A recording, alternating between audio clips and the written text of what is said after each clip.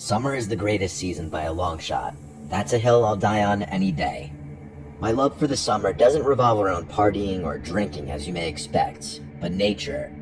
Warmer weather and the outdoors are inseparable in my opinion, and I guarantee you that when the heat rolls through, I spend more hours outside than inside.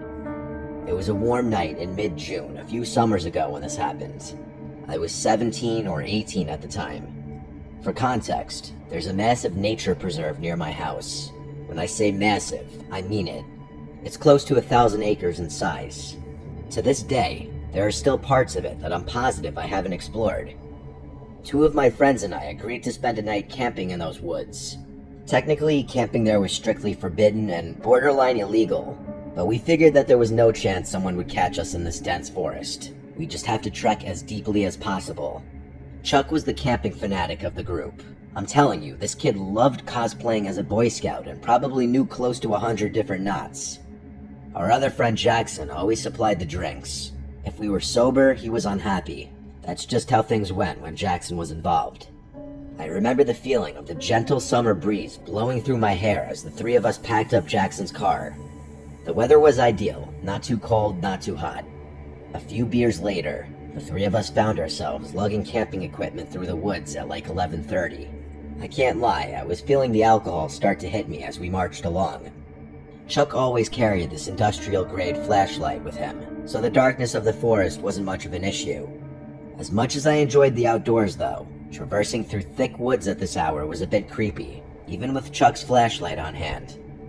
After close to half an hour of straight walking, the three of us found ourselves in a small, flat clearing that was an ideal spot to set up camp. We pitched our tent as per Chuck's instruction and set our chairs up. The fire was the next step. Chuck once again took the lead on this, and after a few more minutes, we had a pretty decent fire going. Jackson reached into his bag and tossed me another drink. He then grabbed his JBL speaker and started playing some music. The vibe was perfect, and we must have been talking and drinking for a good 2 hours. We were all pretty drunk at that point. I could tell the other guys were just about ready to pack it up for the night. Jackson turned the music down and started collecting discarded beer cans. Just then, a deafening whistle pierced the silence. I nearly jumped out of my seat, going from drunken haze to high alert in a matter of seconds. I don't know how to describe it. The whistle was abnormally loud, but still sounded distant. Jackson quickly shut the speaker off, and the three of us sat in silence as we exchanged concerned looks. I could feel my heartbeat pounding through my chest. We sat there, frozen in place for what seemed like forever, listening intently to our surroundings. But there was nothing. It almost seemed quieter now than it had when we first got there. Like eerily quiet. Not even the normal wood sounds you come to anticipate. I used that time to play my memory of the whistle back in my head. It definitely wasn't an animal's noise. The best way I can describe it is a standard whistle you'd hear at a ballpark. Chuck finally broke the silence, quietly urging us to pack up and leave. Jackson and I disagreed with that plan, though. We might risk encountering whoever made the noise, which I was beyond terrified of. It was past 3 a.m. at this point. An encounter this late would only mean trouble. Chuck hypothesized that whoever made that noise was probably aware of our presence, which was a chilling thought. I didn't know what to do.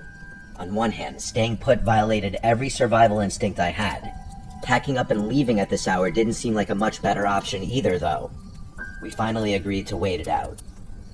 I went to put the fire out, but Chuck cautioned me against it, saying that a fire would repel any dangerous animals. Only then did the true gravity of the situation smack me in the face.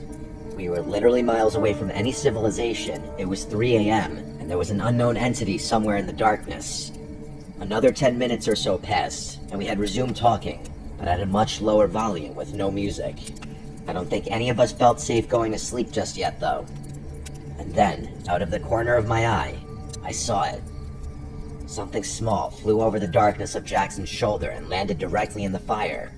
It was a firecracker. I screamed bloody murder as it started sparkling in the fire, and Chuck cursed as he sprung up out of his chair and bolted into the darkness. Jackson and I scrambled to follow, leaving all of our stuff behind.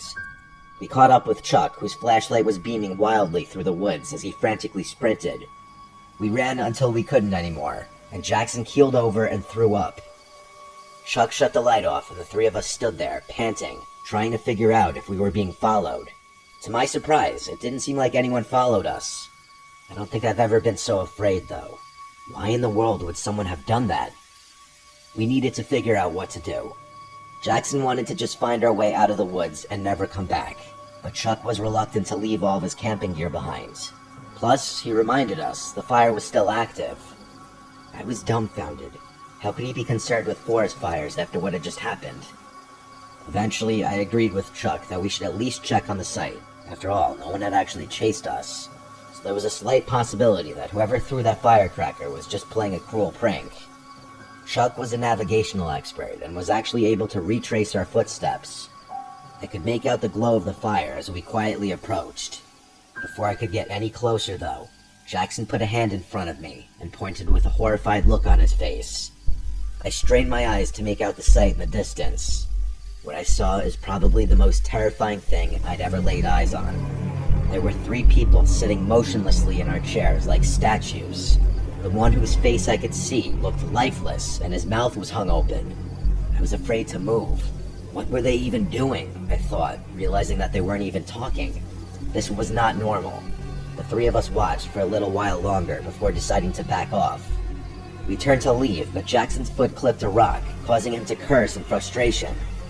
Within seconds, the glow from the fire abruptly went dark, as if it had been covered with a cloak. It was freakishly fast. We didn't stick around another second. We again sprinted away from the site, but this time we could hear footsteps crashing behind us. We didn't stop this time. We bolted out of the woods and ran all the way to Jackson's car. By some miracle, we weren't followed out of the woods. None of us spoke on the drive back, each of us lost in our thoughts. The next day, Chuck insisted we return to the site in the daylight to collect his belongings. Jackson wanted nothing to do with that, but I agreed to accompany Chuck. After some searching, we eventually found the site, which looked mostly untouched. That is, until we got a little closer and noticed the putrid smell coming from Chuck's tent. He unzipped it, and we found a dead, rotting rat. It was sickening. I took the hint, and haven't been back to that preserve since.